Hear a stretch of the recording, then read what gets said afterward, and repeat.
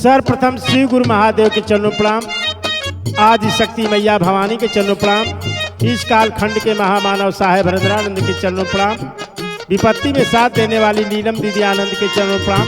सभी गुरु भाई गुरु बहनों के चरणों में जितनी दूर से मेरी आवाज़ जा रही है, आकाश पताल जीव जंतु धरती माता सबके चरणों में एक स्वर में अवधेश ग्राम रटाओं को मेरा प्रणाम स्वीकार करी न शिव गुरु महादेव।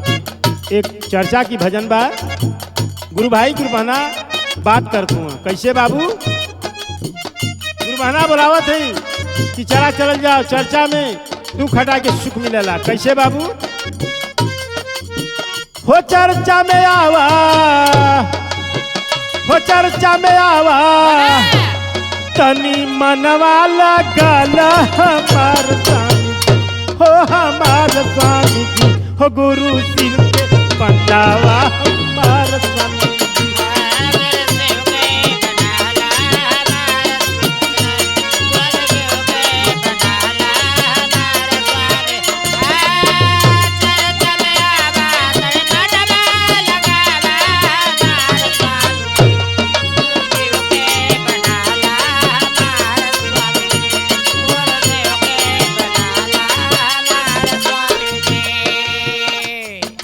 गुरु के चरनिया में,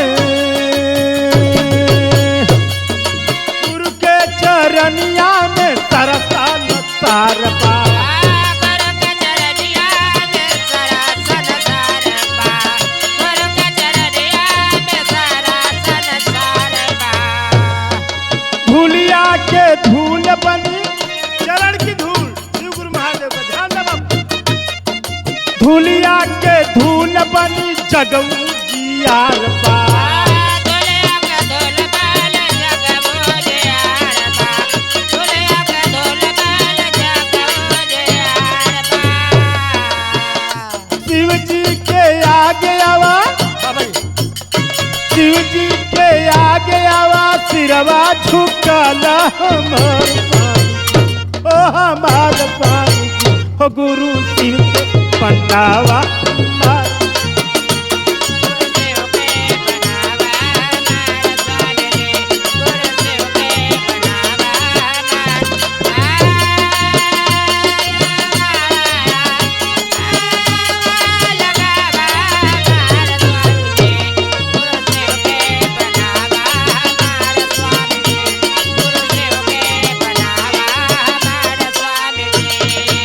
दूसरी लाइन में कहना बका, तंत्र के दाता हुआ मंत्र के दाता,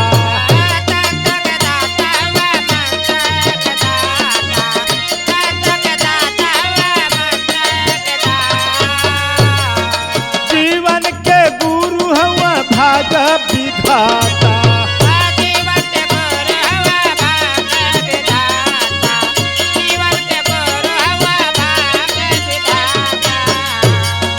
तीन सुता मिलल तमन, तीन सुता मिलल तमन, वो के अपनावा हमार स्वामी जी हो, हमार स्वामी जी हो, गुरु शिव के बनावा हमार।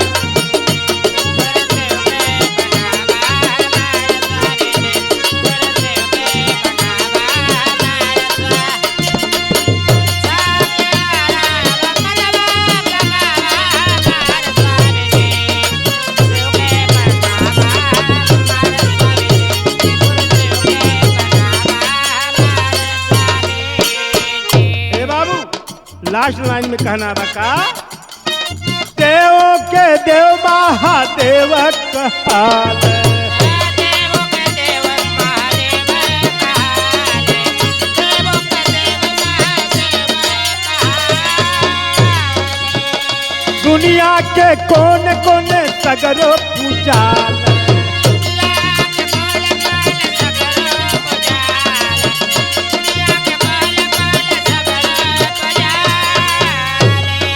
पतिया के मानतनी धनवा लगल हमार स्वामी। ए बाबू गुरु बहना अपने पति स्वामी के सामने रोवत है, बिलखत है, कनी कि हे स्वामी हम देखा शिव के गुरु बनौले ही बात मान ला, तोहू बना ला, हमार तो मनुष्य नारी के जन्म मिलती मगर तोहार ना मिली।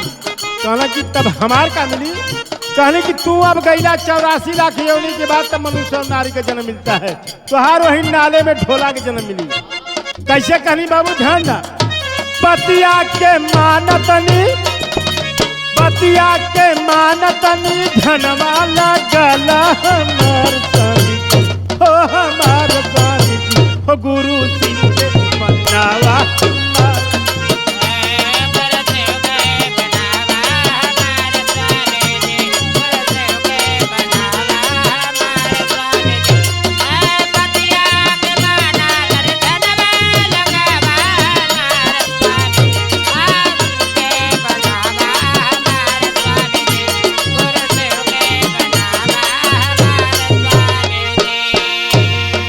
भैया हरेंद्रानंद कैल पूजना।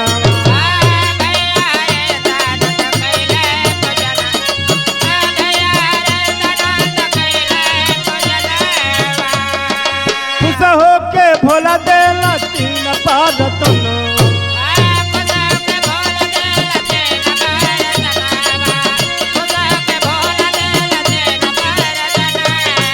3 वरदान का देले बाबू, दया चर्चा नमः शिवा, दया चर्चा नमः शिवा, अपनावा हमार स्वामी जी, ओ हमार स्वामी जी, ओ गुरु सिंह